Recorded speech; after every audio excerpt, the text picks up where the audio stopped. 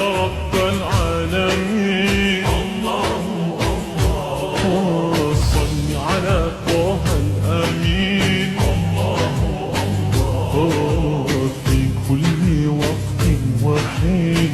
الله املأ قلبي باليقين. الله الله ثبتني على هذا الدين. الله الله واغفر لي والمسلمين.